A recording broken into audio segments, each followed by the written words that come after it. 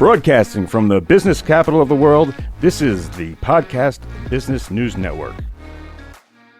And welcome back to the show. We have Kristen Wray here again, and she's talking in regards to how she can help so many of us here with her Reiki. And I want to point out it's Reiki by Kristen Wray, and you spell it R-W-R-A-Y, correct? That's right. Perfect. So let's introduce yourself, if you don't mind, to our listeners. My name is Kristen Wray. I've been practicing Reiki for, I guess, about 6 years now. For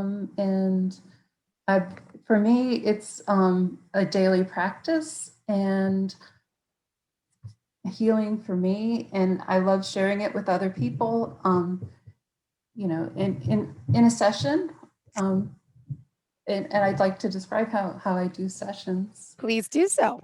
Yeah. So in a session, I don't need to know a lot about the person I'm working with, but I do like to know something about what they want from the session. And it could be emotional healing, it could be physical, it could be a spiritual healing. If they have sort of like anxiety, I can help with that. I can usually find where blockages are, but it's kind of nice to know what the person's mindset is going into. And then we start the session, and there's not a lot going on. I tend to wave my hands. You don't see it a lot, but I do try to give feedback as I go through. No problem. Because it's, because then you understand that I'm connecting with you, that I'm seeing and feeling the energy around you. I don't read minds, so you don't have to worry about that. But I do, it's something, for me, it's sharing. It's something we do together. It's not something I do to somebody so much. And I get a lot out of it myself, and I hope that my clients do too. When we're finished, I like to sort of give some reflections also. But for me, it's not, there are different lineages of Reiki, and people have different gifts. And so what a session with somebody else might look like is different from what you would get from me. And, it's all right. It's all, there's, in the Reiki precepts, there's one that says, you have to be honest in your work, what you're doing. Is usually how we translate it. But another translation is being true to yourself and your being. So being true to who you are and doing things the way that are best for you. So that's so in a session, that's really important to keep in mind, because not a lot of times, but sometimes you don't get the response you think you want. Mm-hmm. It's a lot of sometimes you get what you need. And a lot of times it's like grounding, or there are things that we're carrying that we don't realize. I had a session a couple of days ago, and she's like, "Oh, it's like I'm taking bricks off your back. I'm carrying something." Wait, yes. Mm-hmm. Weight. And she's like, "I'm helping you take that off." But it was like we're doing it together, and just sort of shedding. It's just everyday life. We take stuff on, and we don't we don't realize it, especially when we're caring for other people. And then at the end of the session, we break the connection and maybe do a little bit more feedback and see how the person is looking or feeling. And sometimes I get suggestions or advice that I could give to the client, but sometimes I don't. It's just whatever comes up. So I can call you an intuitive, right? Or are you an empath? Is that the same? Yeah, I think it's kind of the same thing. I think intuitives are more intentional about it. Empaths can be, I think that being empathic is can be a defense. Like we might have a parent that is absent or can't take care of us the way that we need. And so we have to find ways of figuring out how to get that as a child. We don't have words for it. Mm-hmm. And I think that it's that we start that the people who are really empathic start that way. And then when we get big, and I am, and when we get older, we take on other people's energy and we have problems with boundaries. So we um, you have to learn how to differentiate what's your energy and what's somebody else's energy and feelings and emotions. Because, as a child, if mom was mad, then you had to act a certain way to defend yourself, Yep. but you take it on. So as an adult, we don't want to do that anymore. We want to let other people be mad if they want to be, and it's good for them to express their emotions, but they're not my emotions. Yep. So, it's, so I think that being an intuitive is a little bit more intentional about it, and it's learning and it's practice. Oh, here she is. Yes. Let me see. What's his or her name? This is Delia, and she likes to Oh, ignore the camera. no, she's beautiful. She should be on camera. That like calico look of, oh, hi. She I is. wish my Cuddles was around. Oh, Uh-huh. I usually lock everyone out of the room. So, but it's Yeah. adorable. Oh, how old is she? She is 13, I think. Oh, okay. Time Oh, flies, yeah. she's Yeah, beautiful. I got her as a kitten, so yeah. So she likes the Reiki too, and she comes when I practice and gets underneath my hands for as long as she wants, and then she goes So away. you actually give Reiki to your cat then as well.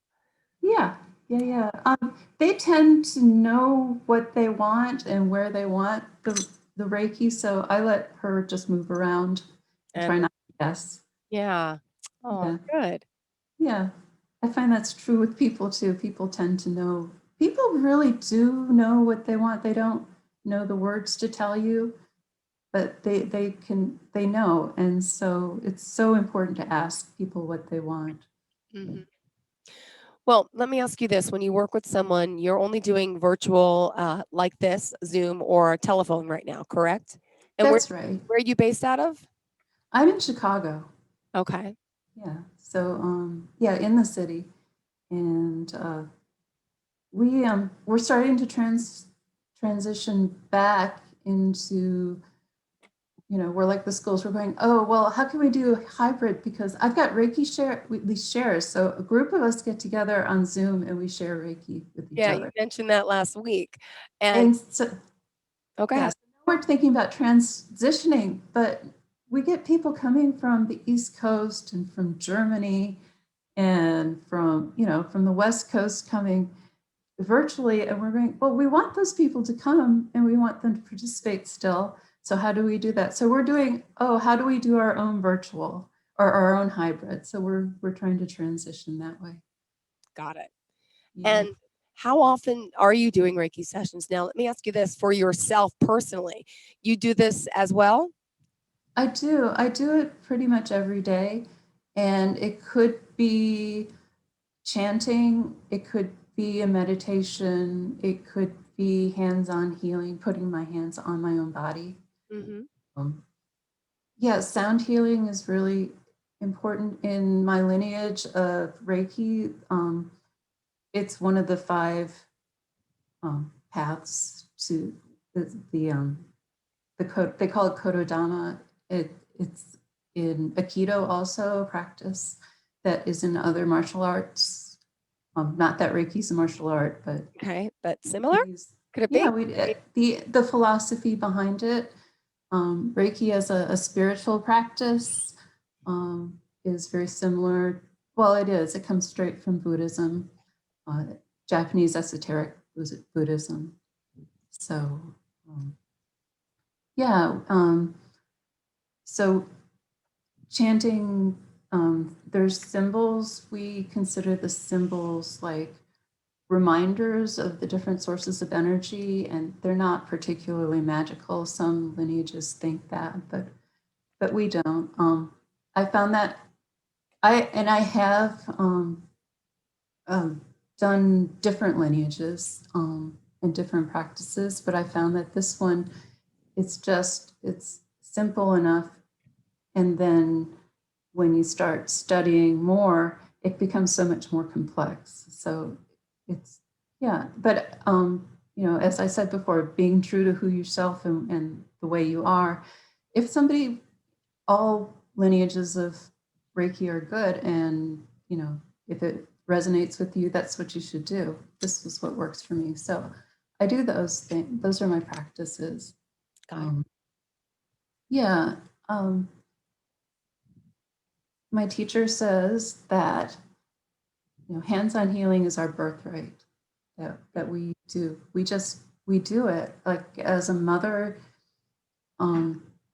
we comfort our children. We kiss them and make sure they're okay. Uh-huh. All those things it's energy that we're giving. Reiki is considered it's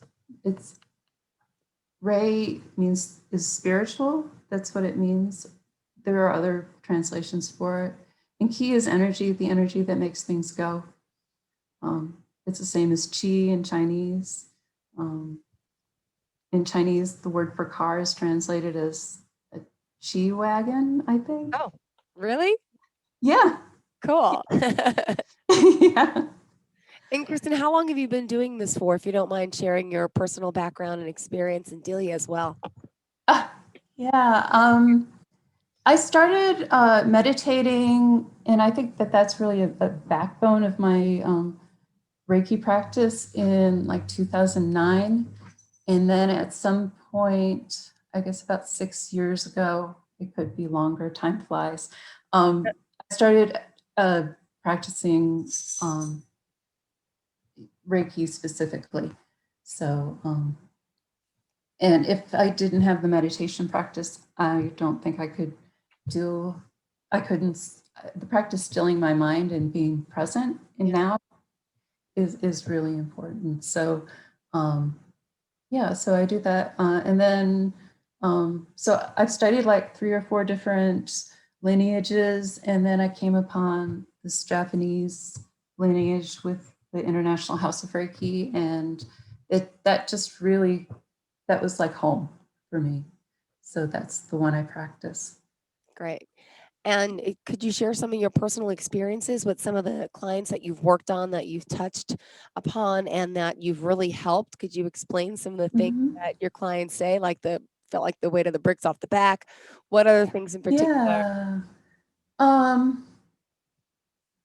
Well, I had there's one client who had been doing a lot of work with childhood trauma, and with a counselor, and talking about, and she felt like she had cleared out and really come to terms with a lot of the events that had happened, but she still felt blocked.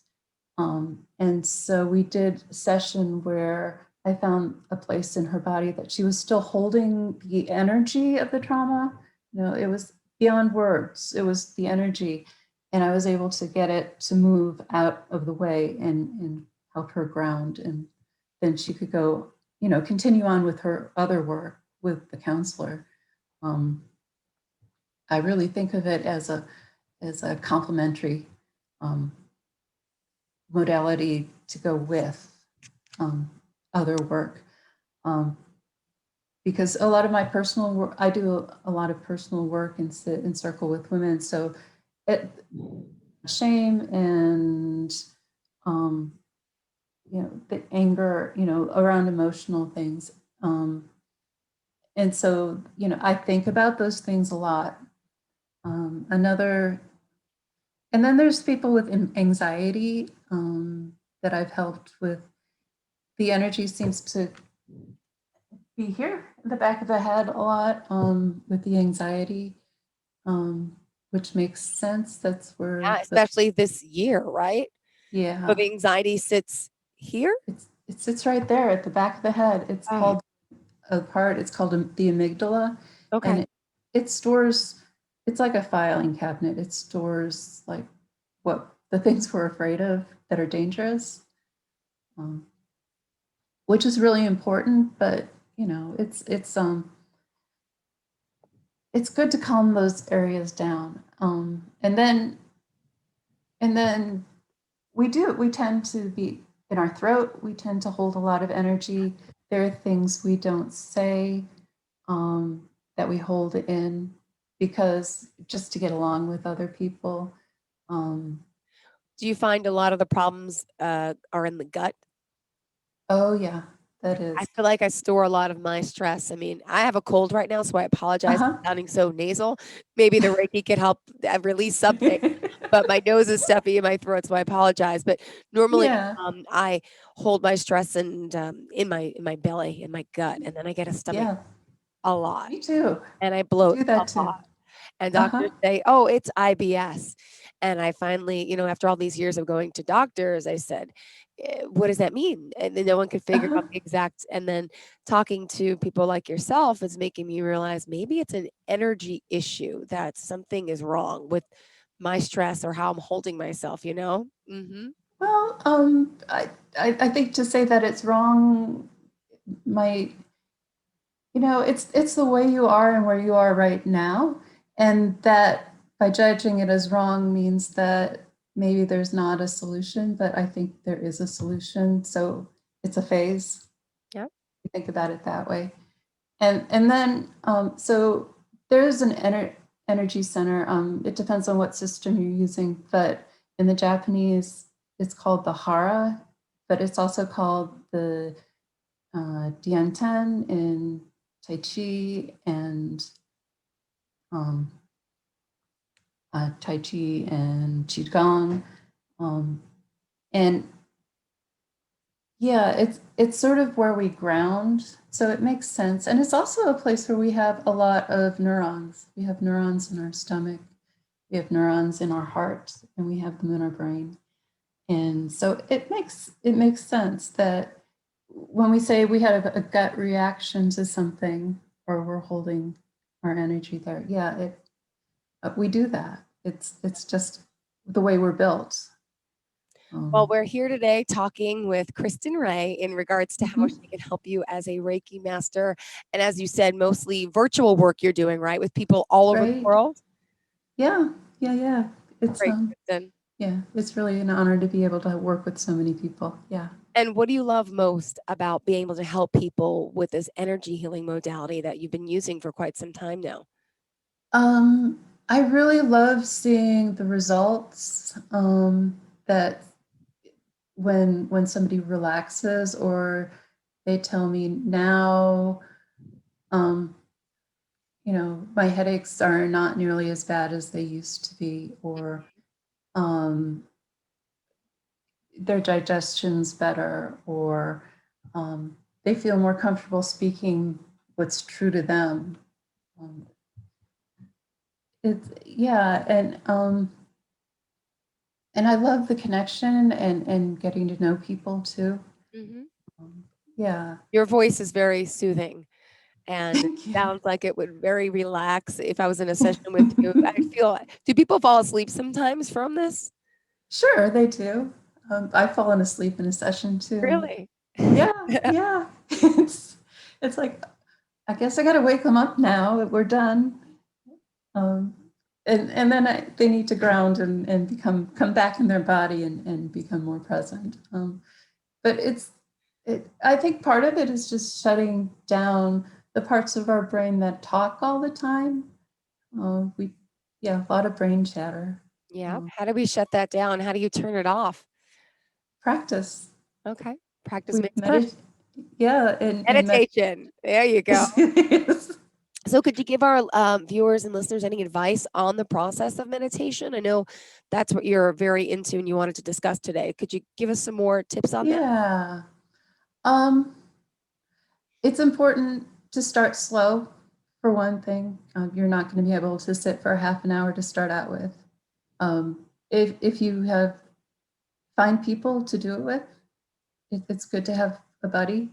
And now that we're starting to be able to be with people physically, it's nice to get and know that you can't do it wrong. That our brains are thinking machines, and you can't really turn off the thoughts, but you can not attach to them.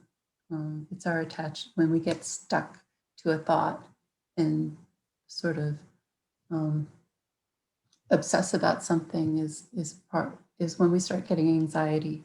And it's good to say that's a thought and recognize it as a thought and let it go. And then tell yourself that, yes, those things are important, and we'll think about them in 10 minutes or 30 minutes when we're finished meditating. We can always time to pick something back up if it's important. So, it's being kind to yourself, and self-compassion is where we start. There's another Reiki precept, be kind to yourself and others. And how do you start being kind to others? Is being kind to yourself, and compassionate, and not taking yourself too seriously. Which sometimes is easier said than done, right? So if someone wants to work with you, how do they reach out to you, Kristen? Here it is. They can call me if they want, and leave a message, or sometimes I answer. It's 872-221-0576. That's 872-221-0576. And my email is kaw.reiki@yahoo.com. And you can also find me, I'm on social media too. Are you under Kristen Wray? Can we just spell that for everyone to make sure they have it? Yeah. It's Kristen, KRISTEN, WRAY, and 123. Perfect. And in closing today, what would you like to leave for our listeners, of course, in regards to your Reiki services? I really enjoy working with people and getting to know them. And I feel that this is a good way to get in touch with yourself, and a calmness and centeredness that can make your life better. Great. Well, please reach out to Kristen, tell her we sent you, and it's a pleasure speaking with you again. And is it Delia? Yes. Where'd she go? I have no idea. Oh, okay, I was going to say goodbye properly. But next time, maybe I'll bring Cuddles to the mix, and we could do a Reiki. Maybe you can help me do a Reiki on my cat. Sure, that sounds fun. I'm not kidding. That is a great idea. I'm not kidding. Let me know if we could do that next week, okay? You have a great We definitely can. Okay. Thank you so much. I'm going to make sure I'm back on this day in my home studio. All right, you have a great day, and we'll talk soon. Everyone else the same. Bye-bye.